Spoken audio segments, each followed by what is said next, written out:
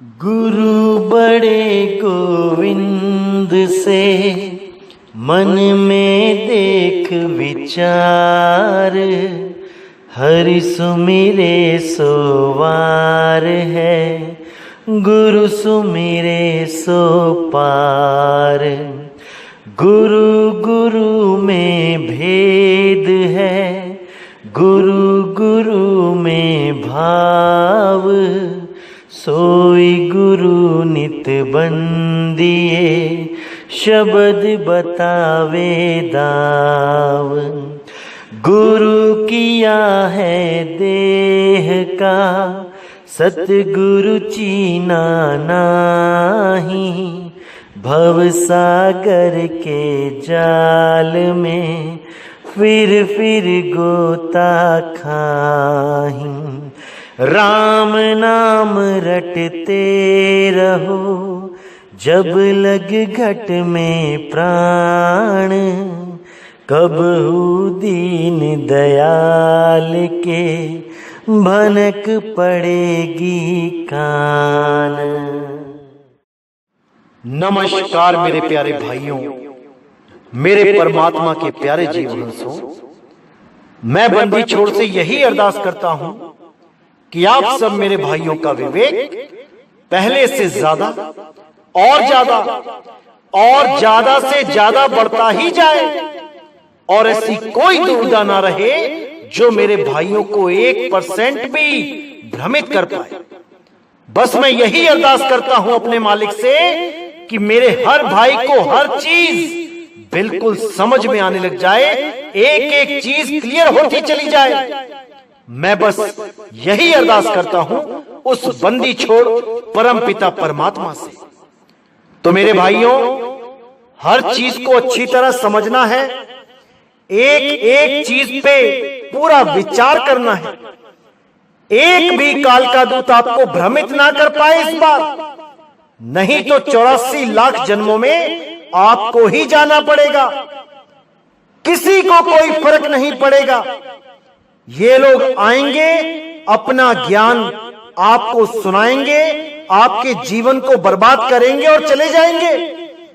भुगतान आपको ही भुगतना होगा। इसलिए मेरे भाइयों, हर चीज को समझना है, एक एक चाल को समझना है। ये काल आपको कहां पे भ्रमित कर सकता है। तो मेरे भाइयों, जितना भी विवेक है आपने आज के सत्संग में लगा देना है, और नीच चीर का निबेड़ा करके, सत्य असत्य का निबेड़ा करके सत्य को ग्रहण कर लेना है। तो आज जो हम वाणी लेने जा रहे हैं वो कबीर सागर से लेने जा रहे हैं। बहुत प्यारी वाणी है, बहुत ज्यादा जागरूक करने वाली वाणी है। अगर आपने इस वाणी को समझ लिया तो मेरे भाइयों, ऐसा कुछ नहीं होगा जो आप नहीं समझ पाओगे, क्योंकि समय आ चुका है। अब जागने का समय आ चुका है।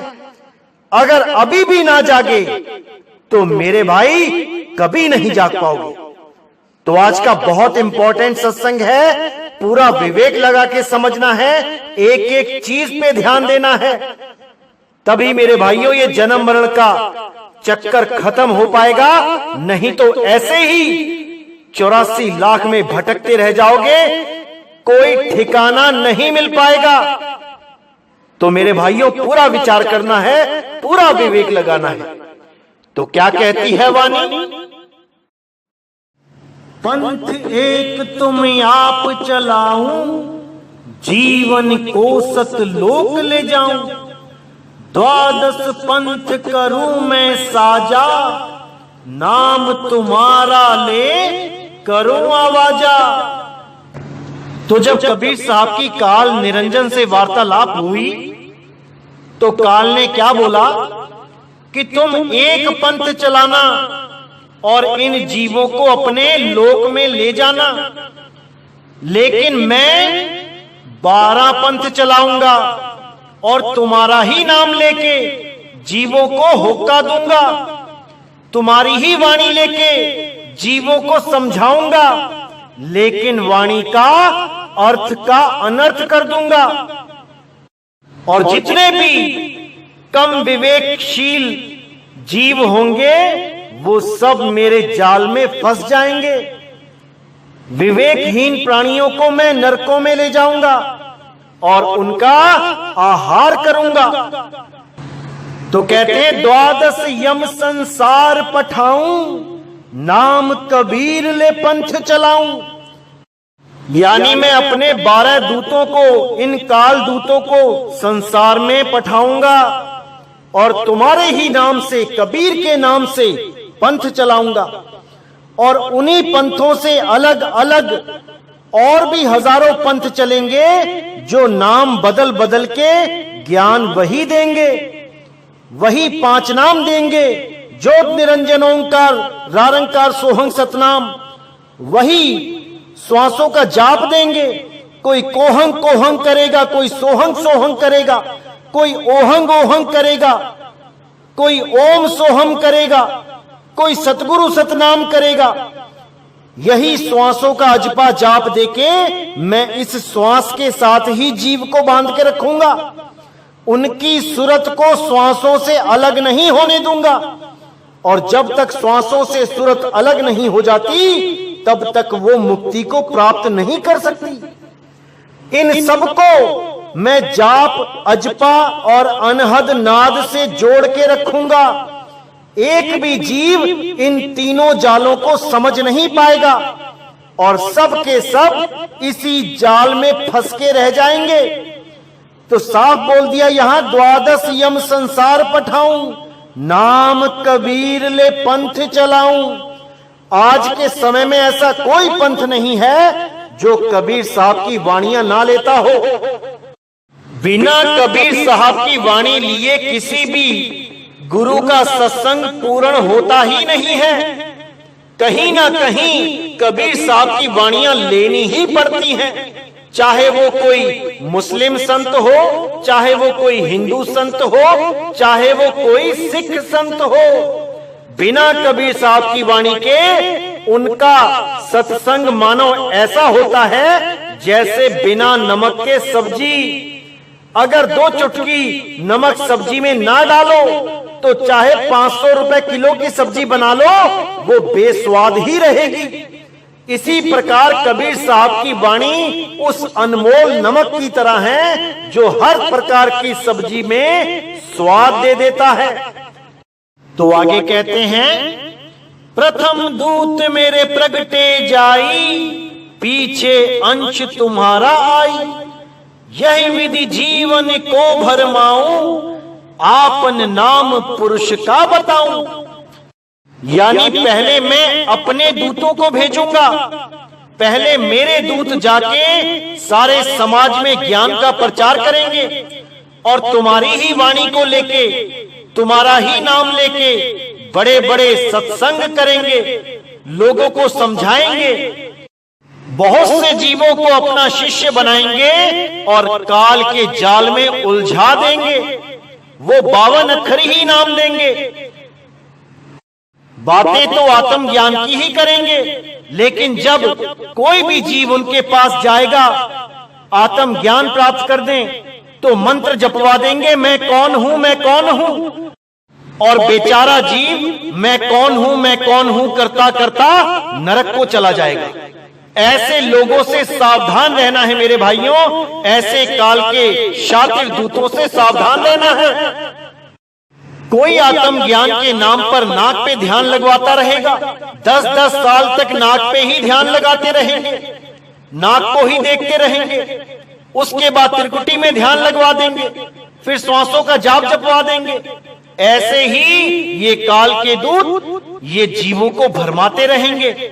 लेकिन मेरे भाइयों, आपने आत्म ज्ञान को सही से समझना है कि आत्म ज्ञान क्या होता है और देही ज्ञान क्या होता है।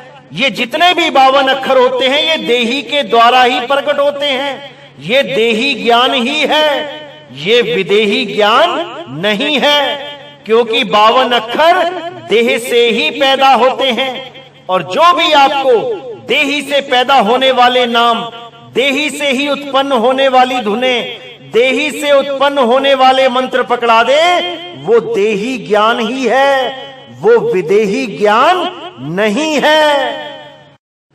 तो कहते हैं प्रथम दूत मेरे प्रगटे जाई, पीछे अंश तुम्हारा आई। यही विधि जीवन को भरमाऊं, आपन नाम पुरुष का बताऊं। यानी इसी प्रकार सारे जीवों को भरमाऊंगा और अपना नाम परमात्मा का नाम घोषित कर दूंगा। अपना नाम यानी कि जितने भी बोलने लिखने पढ़ने वाले नाम हैं, ये सब नाम परमात्मा के घोषित कर दूंगा। मैं ये ज्ञान प्रचार करूंगा कि कोई भी नाम जप लो, सब नाम एक से ही होते हैं, सब नाम परमात्मा के हैं, कोई भी नाम जप लो। ऐसा ज्ञान देके मैं जीवों को भरमा दूंगा। द्वादश पंथ नाम जो लही, हमरे मुख में आन समय ही।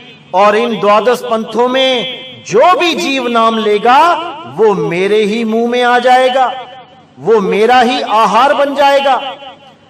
कोई भी मेरे जाल से बच नहीं सकता, क्योंकि मेरा जाल सरगुण और निर्गुण दोनों प्रकार का है। कोई तो परमात्मा को निर्गुण निराकार बोलेगा और कोई परमात्मा को सरगुण साकार बोलेगा, और इन दोनों का ज्ञान आपस में ही मेल नहीं खाएगा। और ये दोनों ही अपने आप को एक दूसरे से महान सिद्ध करने में लगे रहेंगे। साकार को मानने वाले निराकार का खंडन करने लगेंगे और निराकार को मानने वाले साकार का खंडन करेंगे। लेकिन ये नहीं जानते होंगे कि दोनों ही एक ही सिक्के के दो पहलू हैं।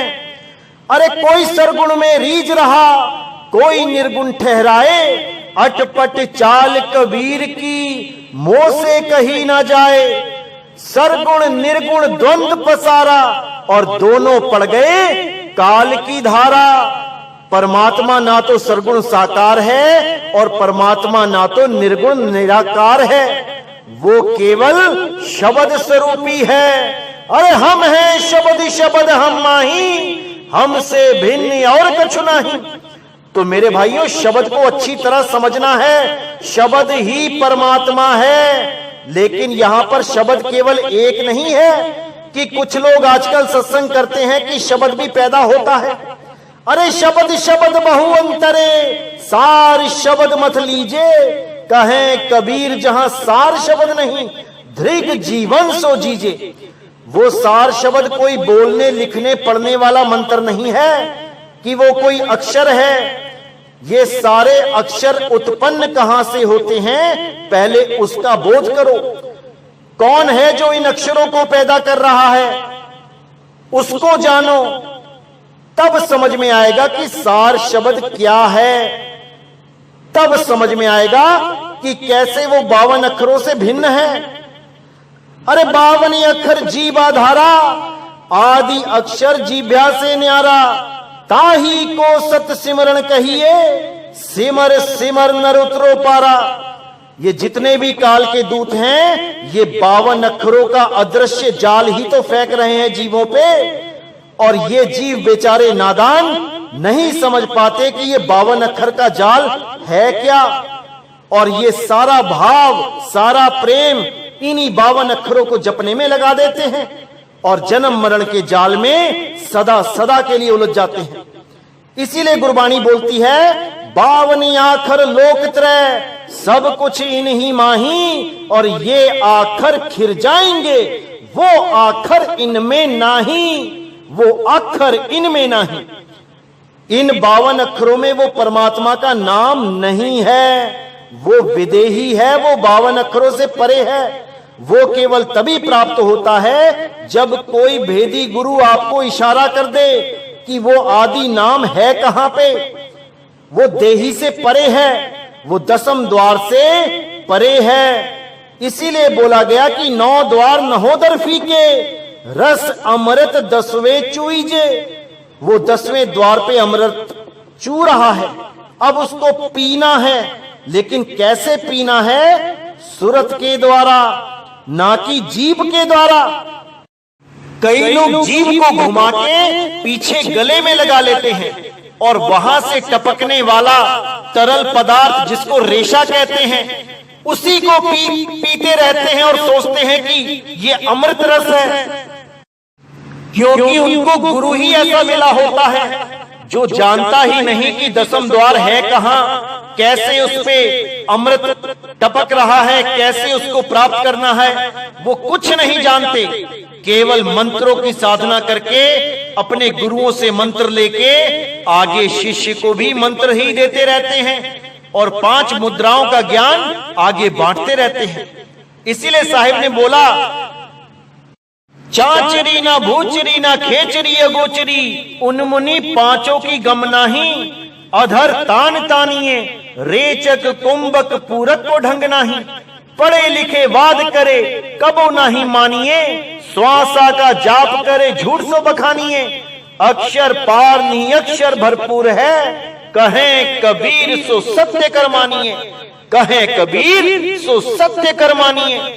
अक्षरों के पार नी अक्षर भरपूर है। जब तक तुम्हें ऐसा गुरु नहीं मिल जाता जो तुम्हें अक्षरों के पार का ज्ञान दे दे, जब तक तुम्हें उस नी अक्षर निज नाम के बारे में भनक भी नहीं लग सकती। भले ही कोई चोरी छुपे भी, कोई पंथ में आके भी भेद ले भी जाए ध्यान विदेही का, तब भी वो परमात्मा को प्राप्त नहीं कर सकता, क्योंकि मालिक ने जो चाबी दे रखी है गुरु के हाथ में, जब तक वो चाबी नहीं लगेगी, जब तक दरवाजा नहीं खुलेगा।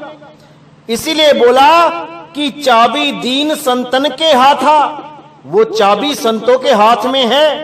जब तक संत उस जीव की अरदास मालिक से ना लगा दे, जब तक उस जीव की मुक्ति नहीं हो सकती। जो भी जीव जिस भी संत से नाम लेता है, वो जीव उस संत के द्वारा लगाई गई अर्जी पर ही मुक्त होता है, वो संत के द्वारा लगाई गई अरदास पे ही मुक्त होता है। इसीलिए बोला गया, गुरु बड़े गोविंद से मन में देख विचार, हरि सुमिरे सो वार है, गुरु सुमिरे सो पार। जो गुरु की आज्ञा में सदा रहता है, जो गुरु के अंग संग रहता है, उस पर परमात्मा की विशेष कृपा होती है। परमात्मा सदा उसके साथ होता है, सदा उसकी मदद करता है, क्योंकि संतों की अरदास, संतों का वचन कभी खाली नहीं जाता, कभी खाली नहीं जाता।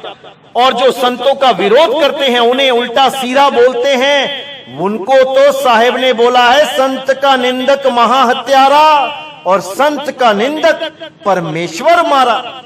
जो लोग संतों की निंदा करते हैं, उनको जन्म जन्म तक 84 के जाल में जाना ही पड़ता है, वो बच नहीं सकते। चाहे कोई भी गुरु हो, कोई भी संत हो, अगर आप उसके पास गए हो, आपने उससे कुछ भी ज्ञान प्राप्त किया है, तो मेरे भाई भले ही आप उसे छोड़ क्यों ना दो, लेकिन कभी उसकी निंदा नहीं करनी चाहिए, क्योंकि जितना ज्ञान उसके पास था उसने आपको दे दिया। अब आगे का ज्ञान अगर आप कहीं और से लेना चाहते हो तो ले सकते हो। सच्चा संत कभी भी किसी भी शिष्य को आगे बढ़ने से नहीं रोकता, और जो अपने शिष्यों को आगे बढ़ने से रोके, वो कभी सच्चा संत हो ही नहीं सकता। क्योंकि सच्चा संत हमेशा यही चाहता है कि उसके शिष्य की हमेशा उन्नति होती रहे। अरे सच्चे संतों ने तो यहां तक कह दिया कि अगर हमारे ज्ञान से आगे का कोई ज्ञान मिलता है तो भाई हमें भी लेके चलो, हमें भी साथ में लेके चलो, क्योंकि हमारा भी लक्ष्य केवल धुर तक पहुंचना है, उस परम पिता परमात्मा तक पहुंचना है। सच्चा संत कभी ये नहीं कहता कि अगर तुमने किसी और संत का सत्संग सुन लिया तो तुम्हारा नाम खंड हो जाएगा, तुम्हें पाप लग जाएगा, काल तुम्हें खा जाएगा। ऐसा कोई भी सच्चा संत कभी नहीं कहता। तो जब काल ने इतना वचन फरमा दिया तो कबीर साहब ने क्या बोला? अरे काल पर पंच पसारा, तीनों युग जीवन दुख आधारा, बिनती तोरी लीन में मानी, मोह कह ठगे काल अभिमानी, यानी हे काल, तूने जो परपंच पसार दिया है, इन तीनों युगों में तूने जो वादा ले लिया है कि इन 3 युगों में कोई पंथ ना चलाना, थोड़े थोड़े जीव लेके जाना, और जब कलयुग आ जाएगा तब जितने चाहे उतने जीव ले जाना, कितना भी बड़ा पंथ क्यों ना चला देना। ये वादा लेके तूने बहुत बड़ी ठगी कर दी है, क्योंकि एक बच्चे की तरह अरदास की है, विनती करी है, और ये वादा हमसे ले लिया है। इन 3 युगों में हमें पता है कि तू क्या करेगा।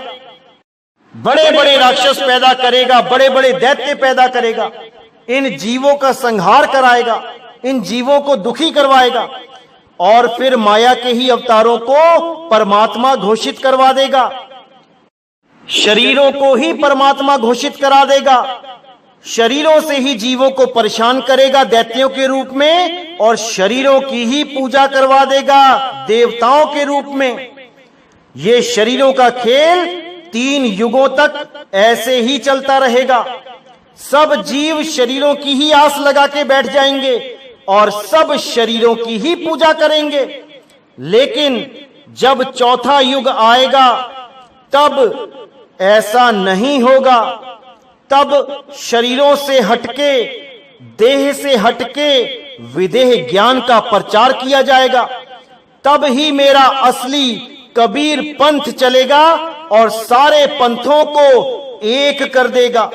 जितने भी जीव अन्य पंथों में शरीरों की पूजा करने में लगे हैं, वो सब ज्ञान अज्ञान को समझ के इसी पंथ में आके विदेही ज्ञान को प्राप्त करेंगे और देही से अपनी आस तोड़ देंगे। ना तो वो स्वयं को देही मानेंगे और ना ही किसी देह को परमात्मा मानेंगे। वो स्वयं भी अपने आप को विदेही अनुभव करेंगे और उनका परमात्मा भी विदेही ही होगा। ये शरीरों का जाल कलयुग में तोड़ दिया जाएगा। तो साहिब कहते हैं, चौथा युग जब कलयुग आई, तब हम अपना अंश पठाई। काल फंद छूटे नर लोई, सकल सृष्टि परवानिक होई। यानी जब चौथा युग कलयुग आएगा तब हम अपना अंश पठाएंगे, जो मेरे मूल ज्ञान को पूरी दुनिया में उजागर करेगा। और तब ही काल के फंदे से ये नर लोई, ये आदमी, ये औरतें, जितने भी अपने आप को शरीर समझ रहे हैं, ये जीव, ये सब उस मूल ज्ञान को समझ के परमात्मा के विदेही ज्ञान को अपना लेंगे और शरीरों से दूर हो जाएंगे। सकल सृष्टि परवानिक होई। पूरी दुनिया में ये मूल ज्ञान चलेगा। इस मूल ज्ञान को समझने से सारे धर्म एक हो जाएंगे। जितने भी विवेकी हंस इस दुनिया में बैठे हैं, जो परमात्मा की खोज कर रहे हैं, वो सब इस मूल ज्ञान को समझ के एक हो जाएंगे।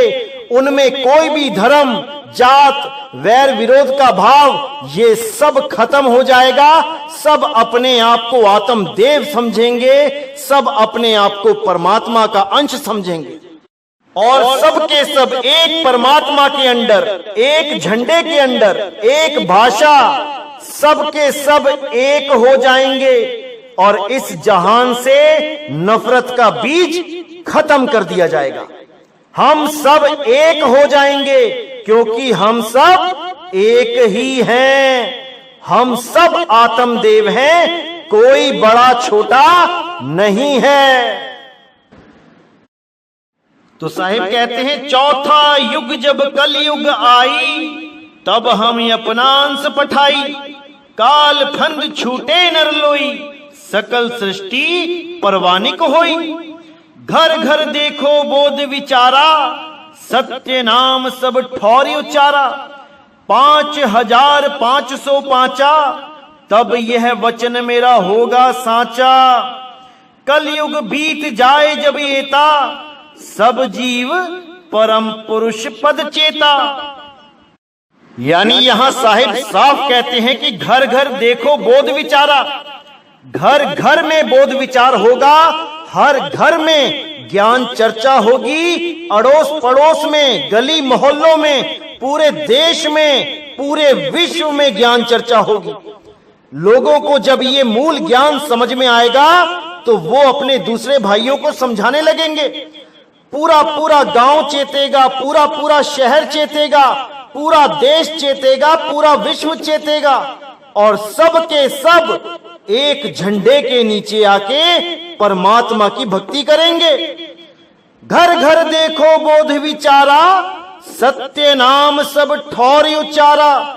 घर घर में सत्य नाम का डंका बजेगा, घर घर में सत्य नाम की आवाज आएगी और ये सत्य नाम ओम सोहम नहीं होगा।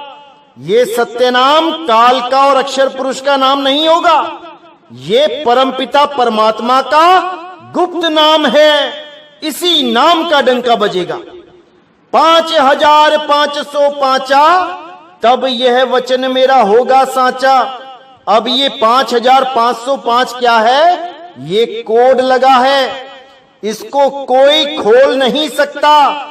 जो दिख रहा है लिखा हुआ ऐसा है नहीं।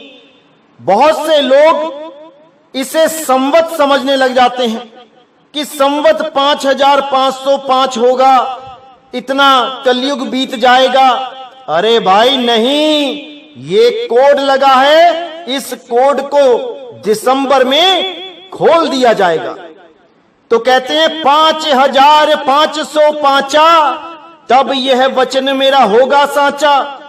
कलयुग बीत जाए जब एता, सब जीव परम पुरुष पद चेता। जब ये 5505 का कोड खोल दिया जाएगा तब हर जीव की शंका का समाधान हो जाएगा। जो भी जीव जिस भी भक्ति में उलझा हुआ है वो उस भक्ति को पहचान जाएगा कि इस भक्ति करने से मेरा कल्याण होगा कि नहीं, और वो सार असार को जान के असार को त्याग के सार की शरण लेगा, सार को अपना लेगा। अरे सतगुरु ऐसा चाहिए जैसा सूप सुहाए, सार सार तो गही रहे, थोथा दे उड़ाए। तो जितने भी ये थोथा ज्ञान लेके बैठे हैं ये सब के सब उसी झंडे के नीचे आएंगे। समय आ चुका है मेरे भाइयों, समय आ चुका है। तो साहिब कहते हैं सब जीव परम पुरुष पद चेता। जितने भी जीव हैं वो उस पद को चेत जाएंगे जहां पर उनकी अवस्था परम पुरुष जैसी हो जाएगी। यानी वो जीव से शिव बनना बंद कर देंगे, जीव से शिव होना बंद कर देंगे और सीधे विहंगम चाल से जीव से पीव अवस्था को प्राप्त करेंगे। अरे जीव शिव सब प्रगटे, वै ठाकुर वैदास, कबीर और जाने नहीं, एक राम नाम की आस। वो राम नाम ही सार शब्द है, वो कोई अक्षरों वाला राम नाम नहीं है, वो नी अक्षर है, वो नी अक्षर है। तो साहिब कहते हैं अक्षर ज्ञान सब जगत बखाने, नी अक्षर ज्ञान कोई बिरला जाने। अक्षरों का ज्ञान लेके तो सारे संसार के गुरु बैठे हैं, लेकिन नी अक्षर का ज्ञान कोई बिरला संत ही दे सकता है, नहीं तो सबके सब ये 52 अक्षरी ज्ञान में ही उलझा देंगे। कोई आत्म ज्ञान के नाम पे मैं कौन हूं का मंत्र देके उलझा देगा। कोई आत्म ज्ञान के नाम पे मैं आत्मा हूं कह के उलझा देगा। कोई आत्म ज्ञान के नाम पे मोबाइलों में झिंगुर की आवाज सुना के उसको सार शब्द घोषित कर देगा। कोई 2 नाम 3 नाम 5 नाम 7 नाम 52 अक्षरी नाम देखे सारी उम्र जपने के लिए बोल देगा। ऐसे ही ये सारे जीवों को भरमाते जाएंगे। कोई श्वासों का जपा जाप दे देगा, जपते रहो सोहंग सोहंग, जपते रहो कोहंग कोहंग, जपते रहो वोहंग वोहंग। बस ऐसे ही जपते जपते जीवन का नाश हो जाएगा। कोई कानों में उंगलियां दे के बैठा देगा, देते रहो कानों में उंगलियां, सुनते रहो इन 5 तत्वों की 5 धुनों को और सुनते सुनते एक दिन इस शरीर को छोड़ के दोबारा 84 में चले जाओ। यही अज्ञान है मेरे भाइयों, यही अज्ञान है। जब तक आपने इस अज्ञान को नहीं समझा, इसको समझ के नहीं त्यागा, तब तक आपको आपका निज स्वरूप कभी प्राप्त नहीं हो सकता। और निज स्वरूप में ही परमात्मा का वास है, इसको अच्छी तरह समझ लो। ज्यों तिलमा ही तेल है, ज्यों चकमक में आग, और तेरा साईं तुझ में है, जाग सके तो जाग। इसलिए मेरे भाई, इससे पहले कि ये जीवन बर्बाद हो जाए और तुम्हें 84 में जाना पड़ जाए, उससे पहले जाग जाओ। ये दास आपको जगाने के लिए ही आया है। और अगर हमारे सत्संग सुन के भी आप नहीं जाग पाए, तो मेरे भाई समझ लेना कि तुम्हें कोई जगाने वाला नहीं मिलने वाला। फिर अगर इतने सत्संग सुन के भी तुम जाग नहीं पाए, तो तुम कभी जाग नहीं पाओगे। तो मेरे भाइयों, हर चीज को समझना है, हर चीज पे विचार करना है, और सत्य असत्य का निबेड़ा करना है। तो इसी के साथ आज का सत्संग मैं यही समाप्त करता हूं, और अगला सत्संग बहुत जल्दी आएगा। तब तक के लिए मुझे विदा करें। बोलिए सतगुरु बंदी छोड़ सतगुरु सत्य कबीर साहिब की सदा ही जय हो, सदा ही जय हो। मेरे मालिक की साहिब बंदगी सतनाम।